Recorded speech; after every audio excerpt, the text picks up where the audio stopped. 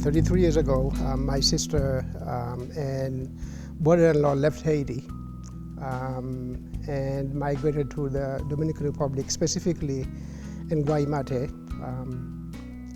where they have been there as full-time missionaries.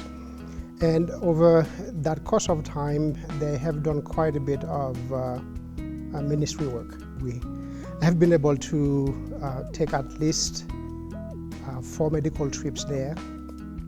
In one of those trips, one of the members of the team, Brittany Shaughnessy, saw the need over there, and upon her return, she sort of brainstormed as to how to fulfill some of those needs.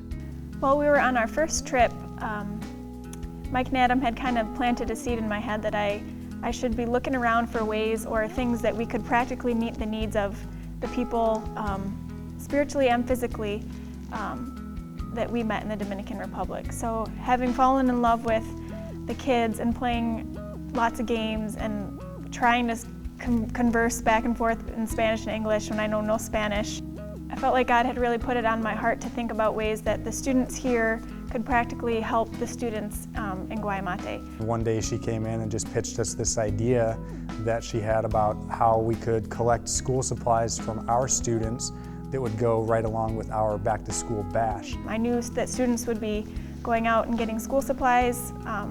I was amazed myself walking through the stores at how cheaply we could get a notebook, and thinking about the students there, how they'd have to drive 40 minutes away and how they may not be able to either get to a store to buy school supplies or be able to afford the school supplies. So it was very exciting to see students and parents bringing in all the school supplies. We saw a lot of crayons, paper, scissors, tape, glue sticks, rulers, pencils, pens, markers, just a ton of stuff that was just very useful for the students over there. This was my 4th trip out of the country for some sort of mission trip, the first 3 being medical or specifically dental trips. This was the first time that I had gone back to the same site for the 2nd time.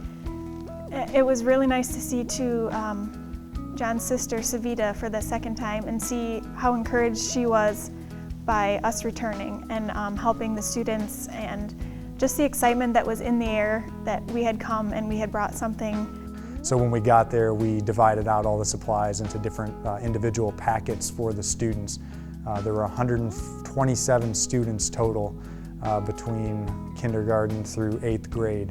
And so we divided up the packets of supplies, and one by one we had the grades come through, and we were able to just hand off the packets of supplies to each student. After we gave out all the supplies, we went out into the courtyard of the school, and at that point, you know, here come the Americans walking up after we just gave them the supplies, and some of the kids were kind of standing across the courtyard, and they saw us, and they just, you know, kind of like the barrier broke down, and they just ran up to us and were giving us hugs and just saying thank you over and over again. And that was just a really moving moment from the trip, something that I'll never forget.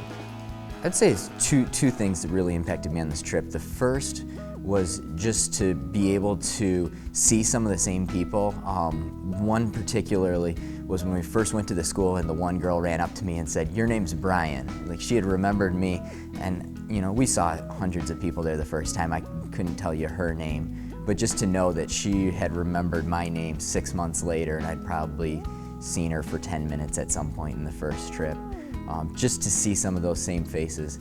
And then the second thing was to be able to spend more time with the pastor and Savita, to hear more about what they've been through, what their challenges are, but more than that, what their visions, their goals are for the future, just to see their passion for the people there, how much effort they're putting into things, and how great of a need they have that we can come and help to alleviate some of that, to assist them, and just to see the encouragement that they got from it, the hope that they had for the future, knowing that they weren't alone in these things. You know, every time I go there, I'm again very impressed of what they have done, but at the same time, a little bit concerned of the fact that they do not have the support they need. I had a long talk with Pastor Mike in the middle of the night, and we were simply brainstorming about the possibility of doing something here, because there is so much potential. I think this ministry in the city is so large and all-encompassing. To know that the first time we went there just on a medical dental trip and a third of the people in the city came to see us, to know that there's that much exposure to all the people around, you could see the potential for the gospel to be spread throughout. What I would do, and what I would actually encourage people to do, participate.